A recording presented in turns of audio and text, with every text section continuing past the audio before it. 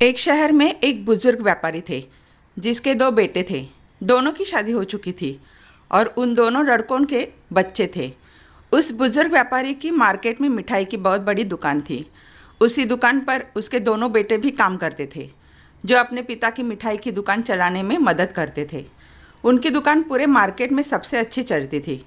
उस बुजुर्ग व्यक्ति को पूरा शहर जानता था और उनकी बहुत इज्जत करते थे। एक समय की बात है जब दिवाली का समय था। उस समय उनकी मिठाई की दुकान पर बहुत भीड़ रहती थी क्योंकि सीज़न था। उनकी दुकान पर एक व्यक्ति आता है और उनसे मिठाई खरीद लेता है और जाने लगता है। तो वो बुज़ुर्ग व्यक्ति उस व्यक्ति से कहता है, साहब मिठाई के 500 रुपये तो दे दीजिए। व्यक्ति कहता है, पैसे दे तो दिए, और कितने पैसे चाहिए? बुज़ुर्ग व्यक्ति कहते हैं, साहब अभी आपने पैसे नहीं दिए। व्यक्ति कहता है, अरे बुढ़े पागल हो गया क्या, तुझे पैसे दे तो दिए।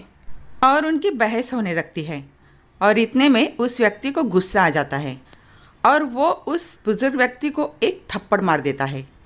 फिर वहाँ पर बहुत भीड़ लग जाती है तो वहाँ के लोग उस मामले को रफा दफा कर देते हैं। बुज़ुर्ग व्यक्ति के दोनों बेटे अपने पिता को संभालते हैं, फिर अन्य ग्राहकों को सामान देने लगते हैं। धीरे धीरे रात हो जाती है और दोनों लड़के घर निकल जाते हैं और बुज़ुर्ग व्यक्ति थोड़ी देर और रुकते हैं। काफ़ी समय निकलने के बाद जब बुज़ुर्ग व्यक्ति अपने घर नहीं आता तो दोनों लड़कों को चिंता होने लगती है कि आज जो कुछ भी हुआ अच्छा नहीं हुआ, कहीं बाबूजी कुछ गलत काम न कर रहे। इसलिए वो उन्हें ढूंढने के लिए निकल ही रहे थे। इतने में वो बुज़ुर्ग व्यक्ति आ जाता है। बेटा बोलता है, कहाँ गए थे आप? बुज़ुर्ग व्यक्ति बोलते हैं, मैं उस व्यक्ति को मिठाई देने के लिए उसके घर गया था जिससे आज झगड़ा हुआ था। बेटा बोला, आप उसके घर क्यों गए थे? बुज़ुर्ग व्यक्ति बोले, आज मैं तुम्हें बताता हूँ कि बिज़नेस कैसे किया जाता है। बेटा बोलता है, मतलब?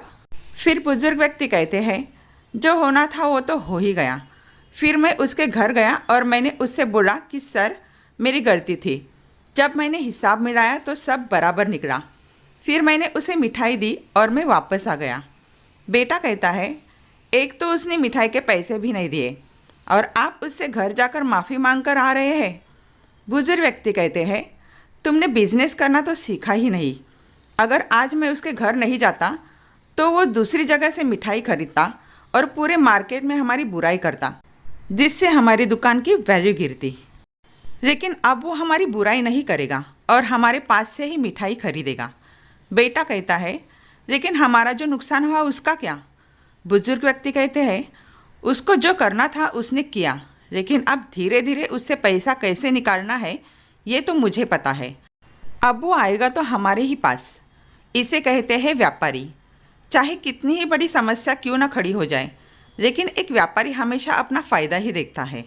अब इस कहानी से हमें क्या सीख मिलती है? सबसे ज़्यादा जो अहम है उसके बारे में सोचना चाहिए। हमें अपनी सोच को सकारात्मक रखना चाहिए। जिस तरह उस बुजुर्ग व्यक्ति ने नकारात्मकता में भी सकारात्मक विचार रखा, उसी तरह हमें भी हर परिस्थिति में सकारात्मक नज़रिया रखना चाहिए। अगर आप बिज़नेस में हैं तो सबसे पहले तो आपको ये सीखना चाहिए कि बिज़नेस करते कैसे हैं, जो कि इस कहानी में बताया गया है। परिस्थिति कैसी भी हो, हमें अपने ग्राहक से अपना व्यवहार खराब नहीं करना चाहिए, क्योंकि कौन सा पेड़ कितनी गहराई रखता है ये हमें पता नहीं होता। इसलिए अपने ग्राहक के साथ अच्छा व्यवहार होना चाहिए। बिजनेस करने के लिए आपको सबसे ज़्यादा ज़रूरी है लोक व्यवहार, जिसमें आपको महारत हासिल करनी होगी ताकि आपका बिजनेस किसी भी परिस्थिति में बंद ना हो।